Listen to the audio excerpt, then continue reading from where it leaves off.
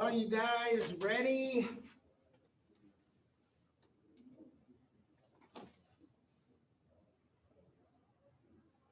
Can you hear me? Can you see me? Yes. Okay, good. Before we start talking about artwork, I wanted to do two things. First of all, I graded your research papers, and I think overall they were pretty good. There were a couple that, there were a few that weren't particularly well organized, or there were some other issues, but on the whole, I put comments and so anyway, those are done. If you haven't seen it, go ahead and take a look. The next time, the next thing I want to do is talk to you about group presentations. And I'm going to talk to you about this a number of times before it's due. You can see it's due April 19th. Actually it's due on 18th, 19th and 21st. Monday, Wednesday, that's when we're going to air these PowerPoint presentations. And so here's what they are. I have this on the assignment page. First of all, purpose. Develop research skills. That's partly why we did the research paper, and partly Cool. how and why I asked you to organize things in the way you did. And it kind of occurred to me as I was reading your papers that those of you who put a header on each page describing what the point was, historical context, formal analysis, content, personal opinion, whatever. When you put those on, those papers were by and large well organized and fun to read.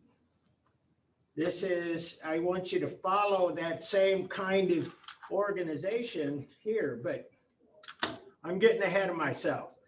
Public speaking, this is a narrated PowerPoint. I'll talk to you a little bit about that.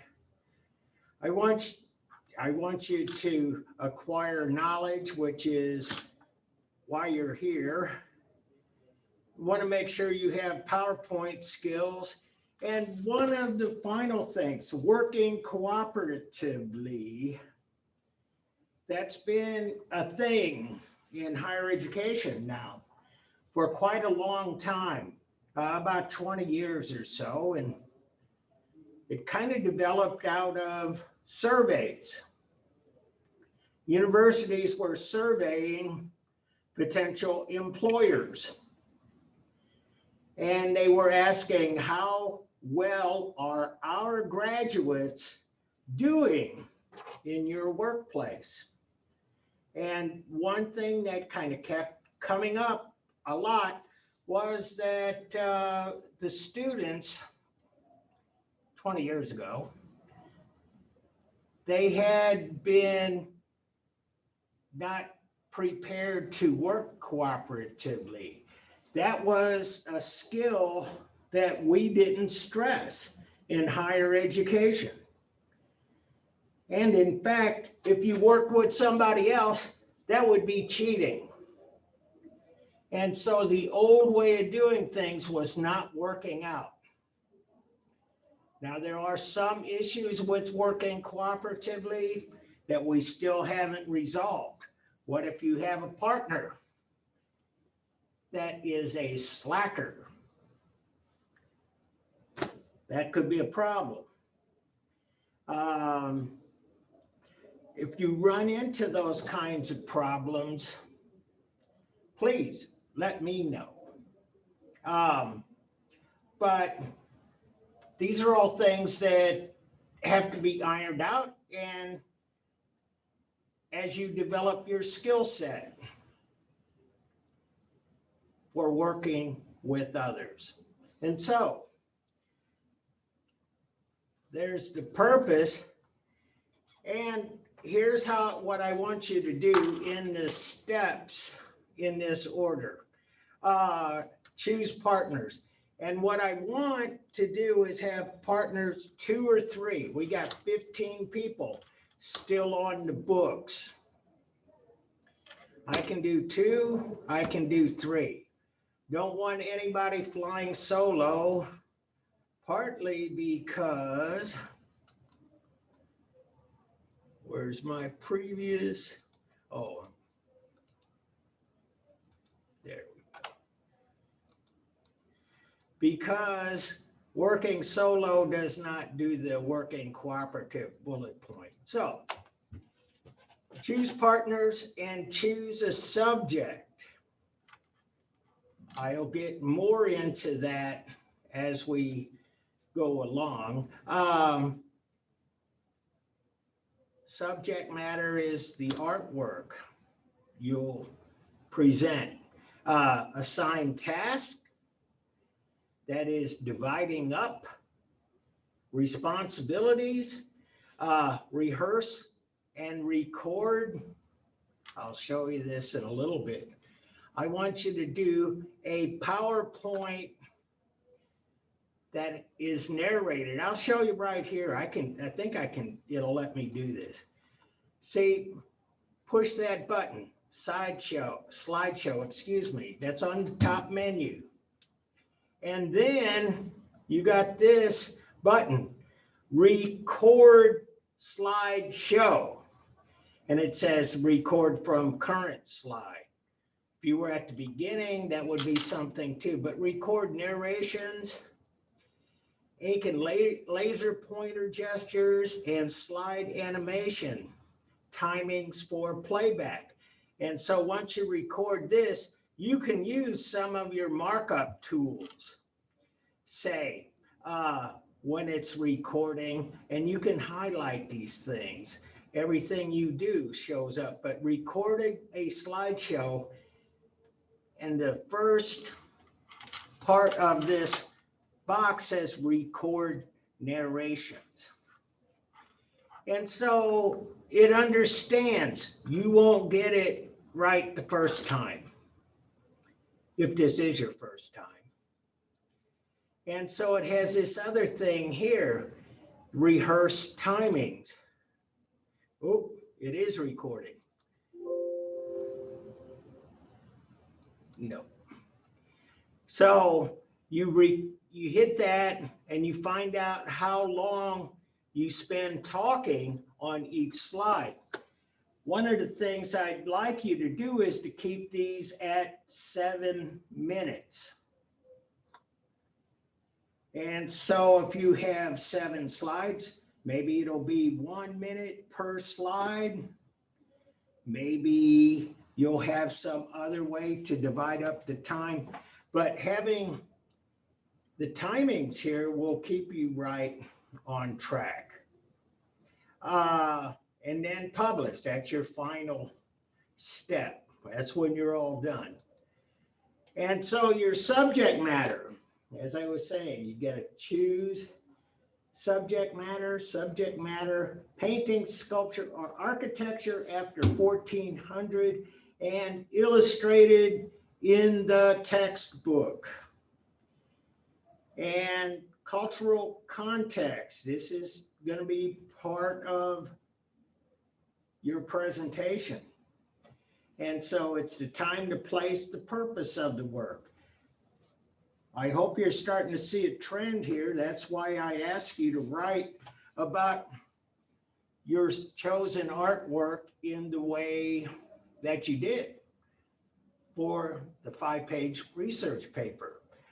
Purpose of the work, maybe it was to glorify the common people. Well, that's what we're talking about now. Realism, Damier. Millet, the Gleaners, etc. Or it could have been to promote Christianity. Diego Velázquez, Crucifixion, just something that came to mind after reading your papers. And so power, this is a kind of a new issue I'm bringing in, but it's a very significant part of why art is made, because it's expensive. You got to have the means to employ these very expensive artists. And so it's not easy. You employ the artist and then the materials. Or if you're doing a mural, you got to own a building to put it in on, however. And so sometimes it shows what the power is. And if you're talking about religious Christian art, it probably has to do with the fact that religion in Europe, in what we've studied so far, was really very powerful. They had the money, they had the means, they had the incentive to have Christian paintings and sculptures made. But sometimes, as I was just talking to you about Millet, about Daumier's Third Class Carriage, Gustave Courbet, Burial at Ornans, this is all realism. And again, as I said earlier, this is the glorification of the common person. And rich people aren't paying for that. Neither is the church. Neither are politicians by and large. What this represents is that power is shifting to the hands of the artists themselves. And this is where artists really have the door opened for them to make their own statement. So this is the 19th century I'm talking about, and artists are almost left on their own to do what they want, which has its advantages because you can paint anything you want, how you want it. Vincent van Gogh, The Starry Night. Beautiful, personal statement. One of the best known paintings in Western civilization. That's the upside. The downside, the starving artist. Van Gogh didn't make any money while he was alive. He just barely sold a couple of paintings. He was living off his brothers. So that power shifts to the point where artists have more power over what they do and what they make and how they make it. But that power comes at a price, and that's the risk one takes. And so, belief system. And that is kind of tied to some of these other things like the purpose of the work, the power, the belief system. So if you're making a Christian painting, Diego Velázquez, Crucifixion, it's about Christianity. And so it kind of brings in a lot of evidence of the belief system. Just saying. And that changes over time. We've studied a lot of this, how it's gone from very conservative depictions to almost classical depictions that on Michelangelo's Sistine Chapel ceiling, just to say for another one, that Adam looks like a Greek god. That could be Apollo there. And so anyway, the belief system starts to creep in that era. The belief system about realism, as I was talking about, where we're at in the textbook right now. Belief system, glorification of the working class, the common people, the people that do all of the labor. There's a glorification of that. And that's not just something that's limited to painting. Think about it. We're late 19th century. We're starting to see philosophers and economists come out with all kinds of ideas designed to help working people. Anybody know anything about 19th century economics and philosophy?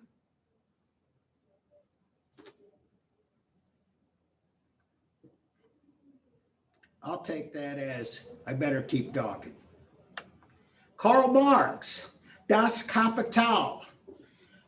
He outlines why the capitalist system is stacked against working people. Working people will not get ahead. Therefore, we need to resort to what is called Marxism, which in later decades kind of gets turned into communism and so on. But that, I'll tell you, is a belief system. Sometimes, I was just talking about Starry Night. If you do some research on that, you'll find that there are people who talk about the forces of nature, almost in a way that the Romantic artist talked about the forces of nature. And if you take a look at the Starry Night, those stars are not benign little points of twinkling light in the sky. They are huge, hurling fireballs that seem to be in motion and are in some ways could be construed as being threatening. Anyway, that's all what I'm talking about, this belief system here. Formal analysis, I'll talk to you about that in a minute, and the legacy, and that is what came after. How did this influence? How did it influence other artists of the time or later on in history? And so here are the specifications. 7 minutes, that's what I was telling you. I want you to keep this at 7 minutes. I want a summary of the participation, bibliography, and you submit all of the materials on Canvas. It's an assignment, and I have it open so you can submit it at your PowerPoint as a URL, and Canvas will take that and we'll be able to see it. Or you can submit it as a PowerPoint file, upload the file. Now, I'm giving you two choices. One, slam dunk, URL, we're going to be able to get that, retrieve it, look at it, perfect. A lot of you guys still don't have a place to submit a file that we can access with a web address. And in that case, you can download the file, but Canvas is kind of picky. And if the file's too big, especially with the narration and everything, it may be too big and it may reject it. That's why I want you to get to work on this as soon as possible, so we're not scrambling on April 19th trying to figure out what's going on. Transcript, that's basically the words of your narration. And the best ones, we did this last semester, a couple of you know this. The best ones were narrations that would be done by all members of the group, usually 2, sometimes 3. But one person would talk, another person would chime in. I say that because that really works pretty well. And if you want a good example, take a look at Khan Academy videos. And almost all of the works that we've seen have a video, a Khan Academy video that you can access probably through YouTube, where 2 people are kind of throwing some ideas back and forth. And so the work and your partners are of your choosing. I see. Is Destiny, you asking for partners? Yes. Okay. Yeah, however you guys come up with it is fine with me. I got to tell you, some of you will naturally coalesce. Your friends, you went to high school together or something, or it could be random. You might want to think about what you want to present and see if that can't help you make the decision on who your partner or partners may be. And so we got over a month, but I want to put this out there now.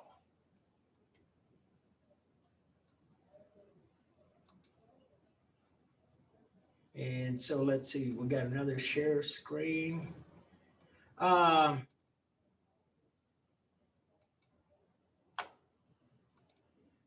So here's a little bit more information about some of the issues I talked about. This is an update, an addendum. And that is that, if you will, I got that formal analysis. This is where I want to get to. Here's a website. It's by the Getty Museum. It's the big art museum in Los Angeles. And they have an EDU. It's got an education outreach program, lessons/formal analysis. And so it's a pretty good outline. Somewhere in all of this stuff, I got a YouTube video on formal analysis as well. And this is just what I was trying to tell you. This is actually from the first half of this class, the World Art and Ideas 1. But this is the power and prevailing philosophy. And so the Parthenon, Athena, as a Greek goddess for whom the temple is dedicated to. And one of the aspects of the Parthenon is that it is an exercise in ideal proportions and the kinds of things that that the Greeks were very much into. In fact, for the ancient Greeks, mathematics was something akin to a religion. And so that, and share screen. And so this is a little illustration on how to put together your PowerPoint. And so first, assemble your slideshow, and I put some of my own works in here. And so this is one of mine. It's called Hearts. And these are little LED lights on a string, and I threaded them through, and this is the hearts, and they blink. And that is a replica of an actual human heart. And so that's the first slide. There's the second slide. It's my aquarium with LED lights and other kinds of things, even some goldfish right out of Pepperidge Farm goldfish. Got SpongeBob going on, crab, you know. There's another one of mine. LED lights, Tidal Genius. It's got the Greek column pedestal, it's got the brain, it's got the lights. So those are my 3 slides. And so what you do is what I was showing you. These are the buttons. Move through the slides while narrating. And that's what you do. It's right there, and just go through. And there's another picture of it. The rehearsed timings will get you there. Pay attention when you're doing the narration. It'll give you a little box up in the corner telling you your timing, and you can pause, and you can turn to the next slide, and you can do all, you know, you'll see. And then finally, that's it. I put that on there. I put that on there really so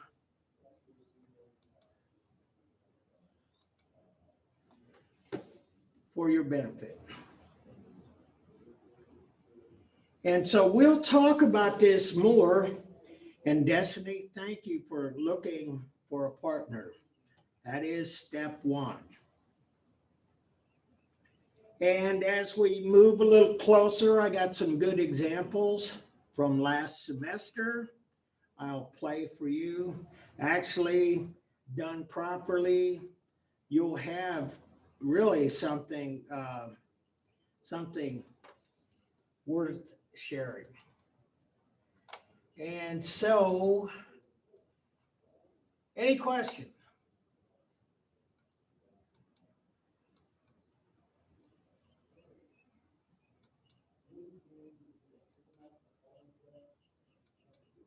When do we need to tell you our topic and our partner? Yeah, that's a good thing. Well, as soon as you get it. You know, I had thought about putting a deadline on that. I didn't want to force any bad decisions, you know. But I'd say in the next week, we'll come back and look at it. And I'll be asking you if you don't have a partner, and we'll kind of shake that tree. Will that work? Yeah, that's good. Okay, good. Thanks.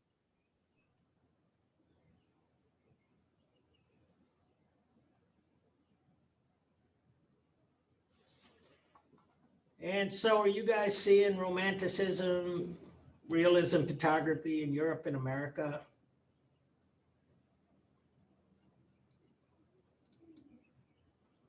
Yes, we can see it. Okay, good. Just wanted to make sure we're all on the same page. And this is the PowerPoint we've been looking at. Slideshow from the beginning, and there it is. I'm going to kind of go up through what we've seen, Romanticism and the Realism and the Stonebreakers, Burial of Arnon, Gleaners, Damier, Rosa Bonheur, and yeah, we left off right here, I think. Is that correct?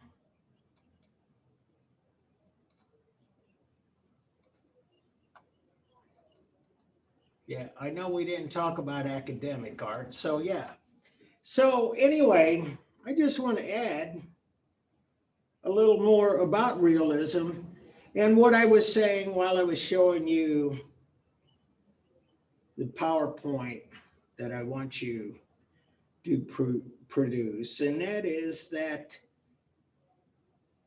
with realism, there was a renewed interest on the common people. That was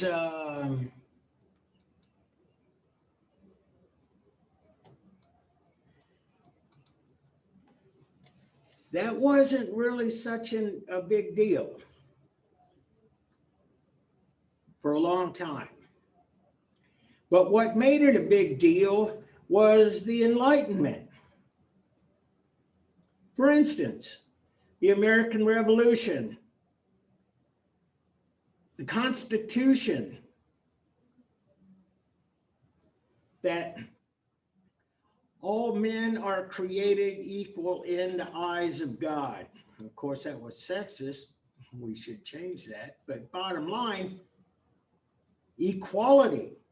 That was never part of the equation. There were always distinct social classes, and you were born into that class, and you pretty much stayed in that class. Wealthy, religious, governmental, military, agriculture, whatever.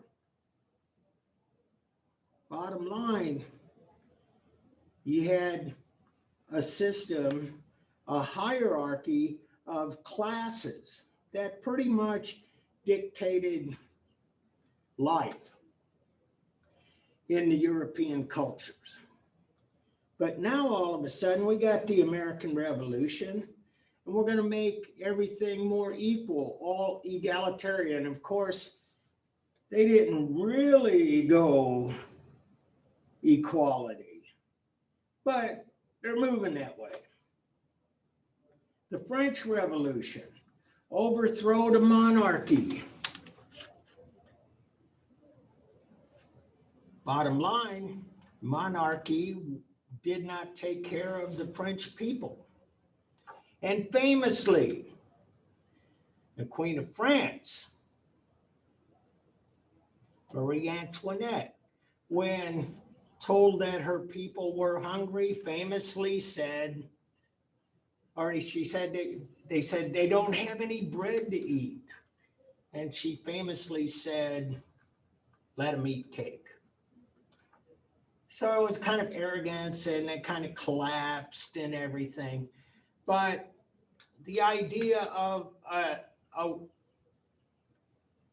equality in society was really kind of coming up as a trend, as a belief, as one of the main philosophies of the 19th century. Part of what exacerbated this was industrialization, which is why Karl Marx got in on it, because of industrialization moving really into a two-class society. The workers and then the wealthy. And in fact, by the end of the century, the wealthy had accumulated so much It was called the Gilded Age, and that was the time when we had J.P. Morgan and Rockefeller and a lot of the wealthy people of the 19th century. That was in America. It was happening. And so anyway, I'm going on about that because that's what realism was really about. And so there was something else going on here too, and it's not that prominent in the text, and it's French academic art.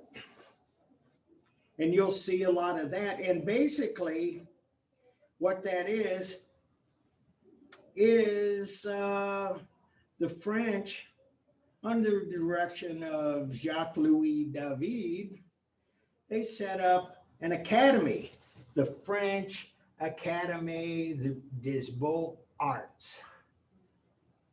And they practiced the movements of neoclassicism and romanticism in the art that followed these two movements in an attempt to synthesize both their styles. And the most notable of these artists is this guy, Bouguereau. And this is him. And so it's kind of romantic. It's kind of classical, nymphs and satyr. And so you got these nymphs, these naked women that playfully dance around in the woodlands, and the satyr, who is actually part goat, part human. And so this was kind of what you were getting. And this was the official art. And I'm bringing this into you because of something I said just a little while ago, that when these artists like Daumier, Courbet, these artists that were doing realism, Millet, the Gleaners, they were free to glorify the common people, but that art really didn't sell a lot. And this was what was termed to be the official style. The government of France sponsored the French Academy. And if you wanted to make a living as an artist, you went to the academy, plain and simple. The rest of these people were what you would call the bohemians. They were not, they weren't on the grid, if you will. They were independent, sometimes starving artists, sometimes really kind of making a living by doing social organizing, like Daumier. Bottom line is that if you wanted to be an artist, this is what you did. And Bouguereau was the king of the hill back in 1873. Very important to know. And this kind of art is really kind of, I should say, gaining some recognition. For a long time, it was seen as frivolous, rococo. It was seen to be devoid of any intellectual input. It was kind of seen as campy. But that's in hindsight. And one of the things that happens with the academic art is that is what artists were rebelling against. And so when you see something like this, and this is right out of realism, and the academics thought they were the heir apparent to all of this classic old masters' art, they're really rebelling, I should say, against this. And so that was a motivator. There were a lot of people going anarchist, if you will. They didn't want to be part of the academy. They didn't want to have any part of this. They didn't like to be told what to do. So hold that thought, because that'll lead us into post-impressionism. Got one more thing. I just want to say the idea of realism, and as I said, ordinary people, places and things. These are not wealthy people. 3 women in a village church. They're praying. They're reasonably well dressed, but this is like poor people putting on their Sunday best, if you will. And this is a village, it's a small place, it's the people are poor. You want to take a look at Courbet, Burial of Ornat. That's it. This is the same thing, except this is in Hamburg, Germany. Winslow Homer, Veteran in a New Field, 1865. Winslow Homer's an American realist, celebrating the common person. He is, as you might say, he's got a sky that he's harvesting the wheat. If this were in France and 10 years earlier, we'd be talking about Millet and the Gleaners. Same idea, ordinary people working gloriously. Winslow Homer and the idea of a veteran in a new field, what's that all about? Link this to American history.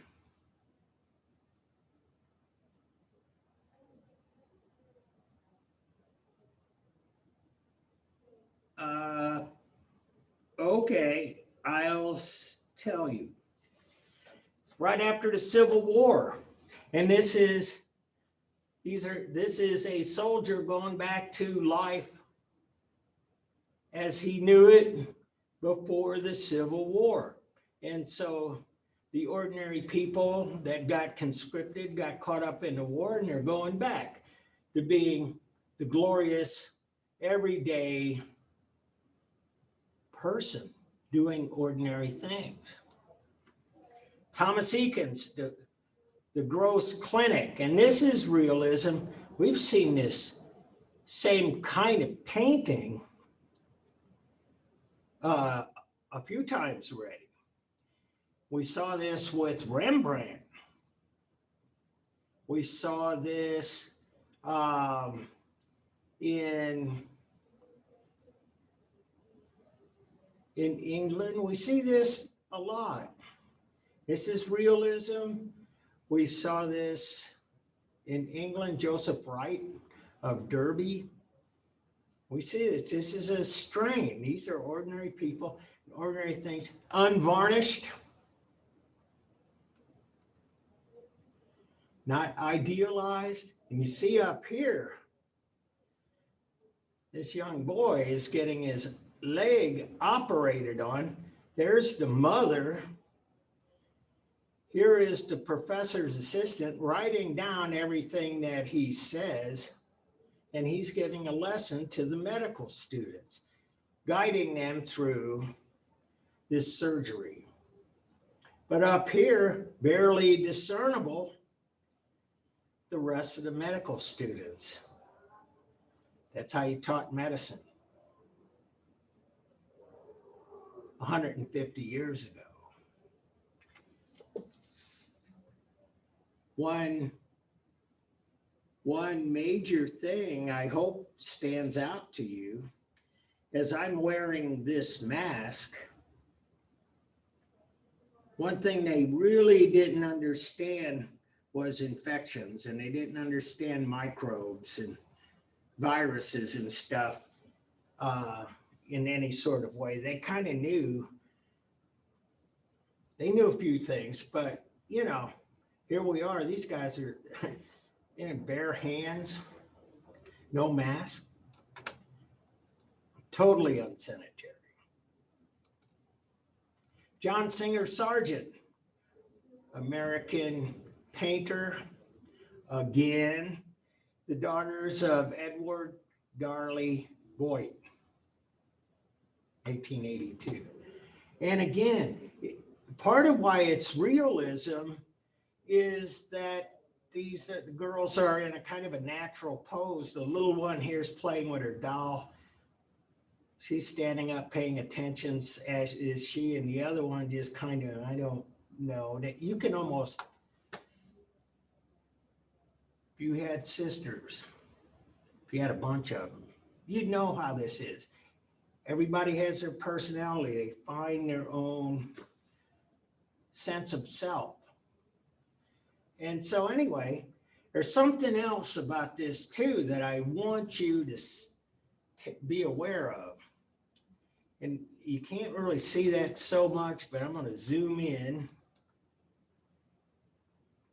One of the things that's happening with Sargent and will happen with Impressionism in France is that the brushwork becomes looser. You can see all this brushwork here. You can see how this is put together. It's not that highly polished kind of painting that we've seen for all of these centuries. They're just kind of slopping it around. And so Sargent is kind of following some of the lead of Impressionism. And this is not fully Impressionism, it's still realism. I want to explain this too, if I may. Realism, Impressionism. Impressionism actually grows out of realism. And one of the things that a lot of Impressionists were concerned with is that they wanted to make the viewer see all of the brushworks, not disguising the paintings as a false window, but presenting them as a construction done by an artist with paint on a canvas. And so showing the brushwork was seen to them as being more real because it's more honest. It's not trying to be a mirror. It's not trying to be something it's not. It's not trying to be photography. And when we'll look at Impressionism here in a moment. Henry Ossawa Tanner, and he sometimes gets, this is realism, African-American artist, but he's following that Impressionist lead too. Look at all this magnificent brushwork.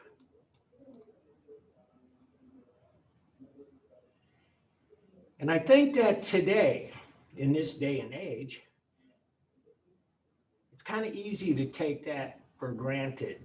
But this kind of painting with all of the brushwork, that was kind of a radical departure, especially from academic painting, which was as smooth and as polished as anything from the 16th, 17th, 18th centuries, all the way through.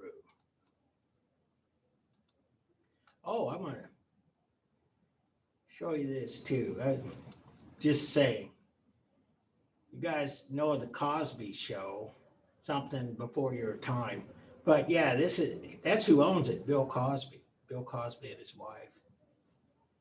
Anyway.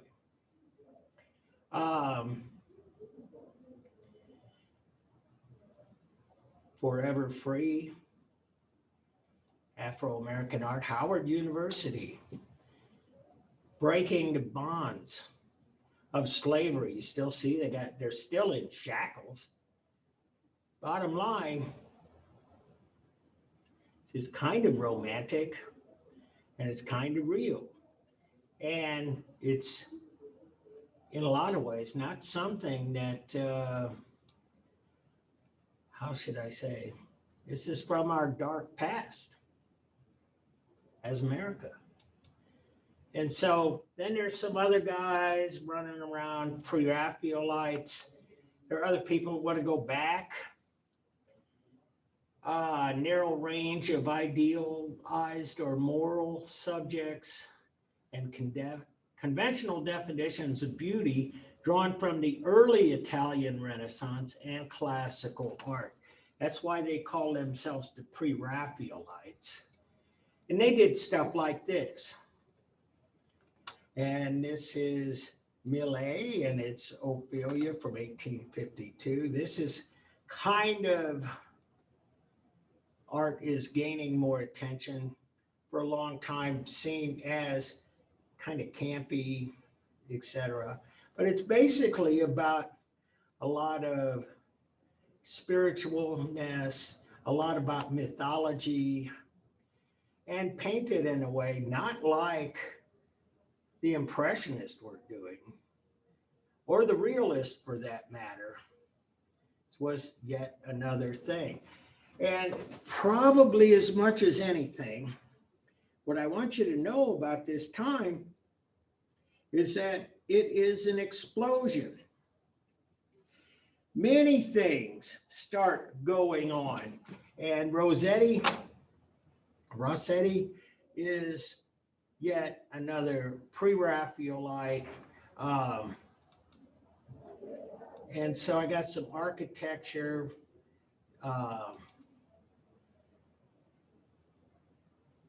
And we see neoclassicism never goes away.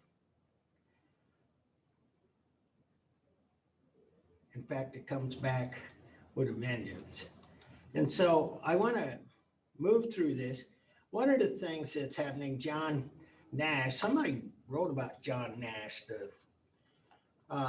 He was kind of an eclectic architect and drew inspiration from a lot of things from around the world. And I was showing you French Romanticism, where they were the women of Algiers and paintings like that about faraway lands and exotic places. John Nash was actually in that line of thought. That he was doing some things that were new and different and bringing a lot of the rest of the world back home to England. And the Paris Opera House.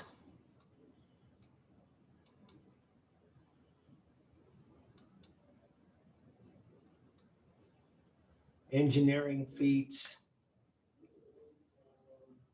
John Roebling and Washington Roebling, Brooklyn Bridge. As a matter of fact, I just want to point this out. When this bridge was built, engineers at the time didn't believe this could happen. They thought it was too long and that steel cables would not support all of this weight of the structure. But it did. It's called a suspension bridge. You see there's no post or no columns or no support in the middle. Exotic, new, Crystal Palace, London. Yeah, this is quite an architectural feat too. Actually, commissioned by Prince Albert, husband of Queen Victoria. And so anyway, this is what I wanted to get to before we go. Photography. Daguerre. Daguerre is credited by most historians as the person who invented photography as we know it today.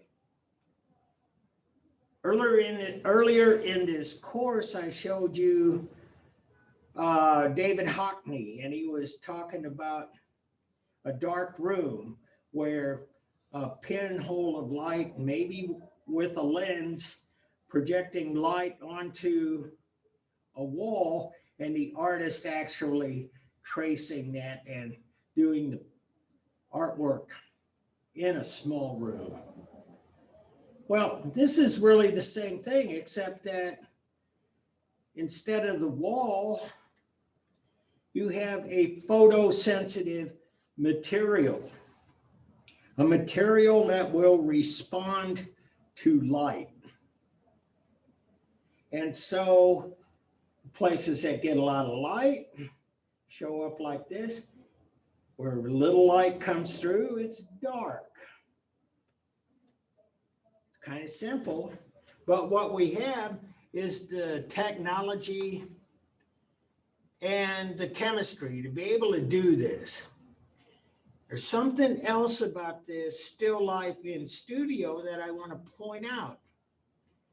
That this was really an invention that in some ways people immediately didn't know what to do with it. And so a lot of early photography tries to mimic painting. That's why it's a still life, just like the Dutch still lifes that we've seen and other still lifes from history. And so the early ones try to emulate painting, and that persists for a long time. We'll see other kinds of photography that try to be like what's going on in painting, but that's for another time.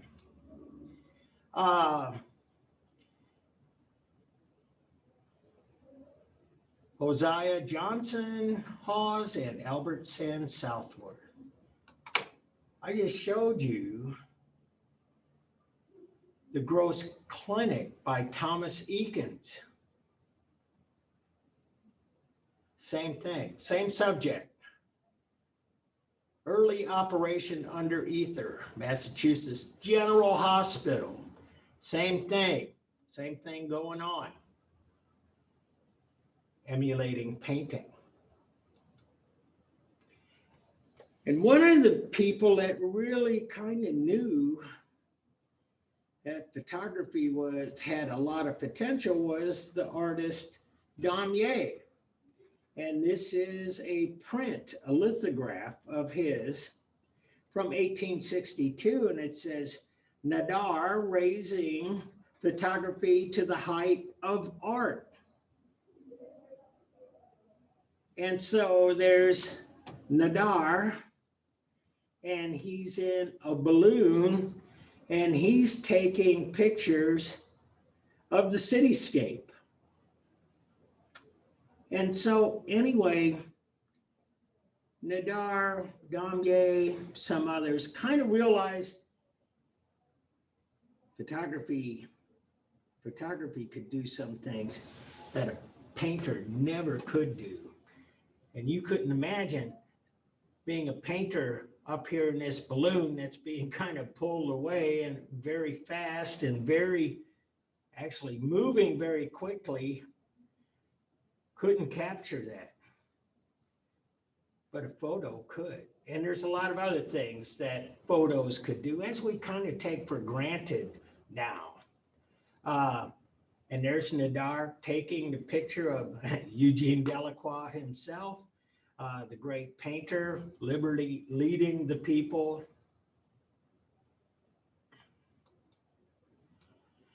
Julia Margaret Cameron, Ophelia, study number 2, 1867. And so it's a portrait. It's an albumin print. I was talking about the photosensitivity. Some of these are silver nitrate, some of them albumin. There are a lot of different kinds of chemistry involved but the principle is the same. And the idea of doing portraits with a camera, it became easily recognizable that there was no artist interference, no middle person.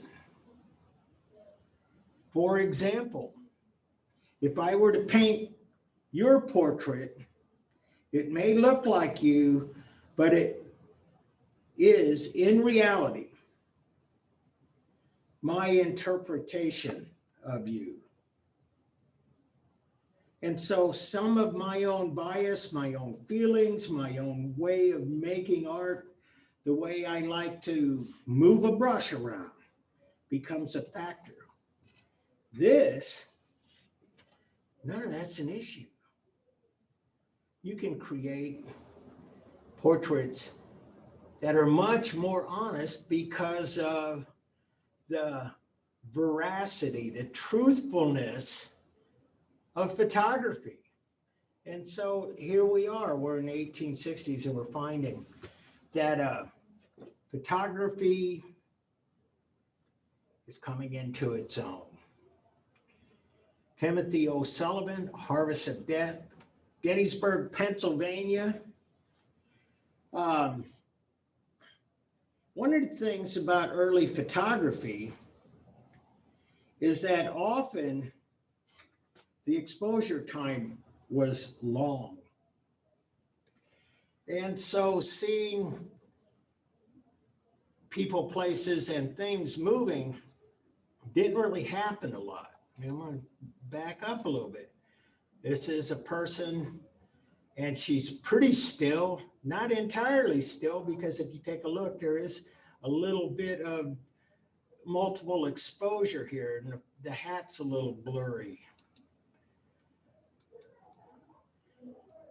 But most photography was like this. And usually, and you see these 19th century portraits, a lot of times the subject, the sitter, if you will, would be kind of tied down and had to be still. There are these like brackets and braces and things, and you see Delacroix here, he got his hand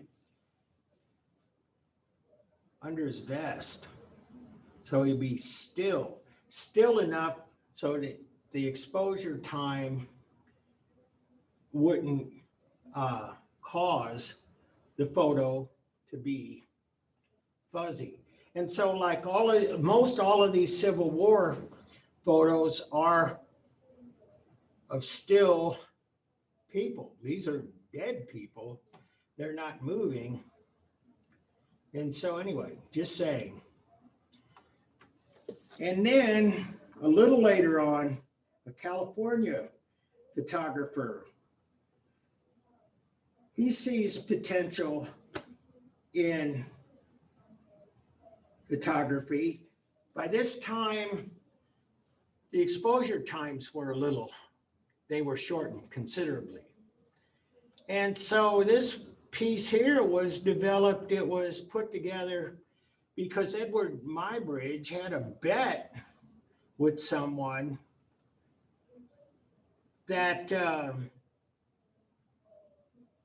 there are times when a galloping horse, all four legs are off the ground. Well, the bet was the person on the other side of this argument could not believe that an animal as big and as heavy as a horse with the rider could ever have any time without having at least 1 foot on the ground. So we get this rapid exposure. You can do this on your phone now. Click, click, click, click, click. Bottom line, Muybridge won the bet. And so what this turned into is photography as, in some ways, a scientific tool. And here are some Muybridge. This is a guy doing various jumping and stuff. Here's a guy doing a long jump, bird in flight. And oh, by the way, this is Edward Muybridge here.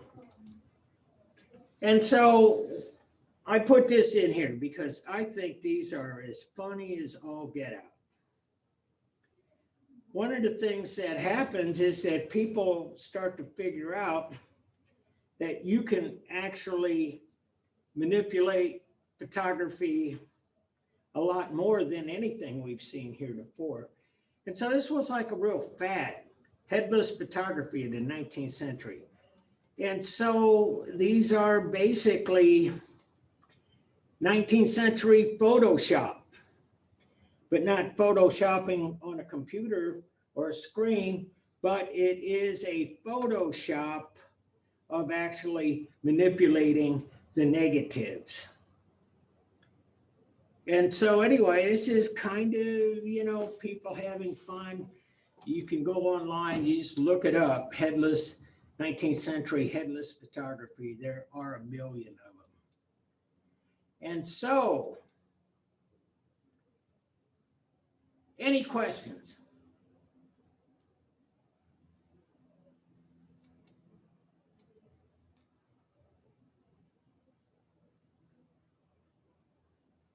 Well, I got a question for you. You been enjoying the good weather?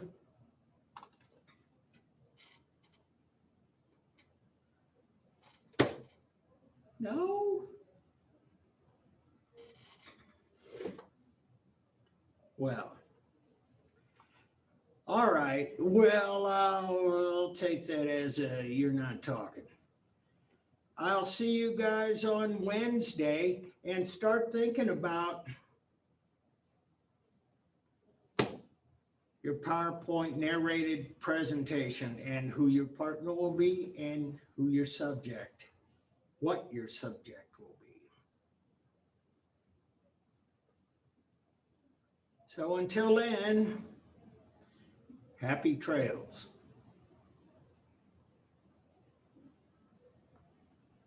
Thank you. Yeah, you bet. See ya. Thank you. You bet. Thank you. Yeah, Olivia, you bet.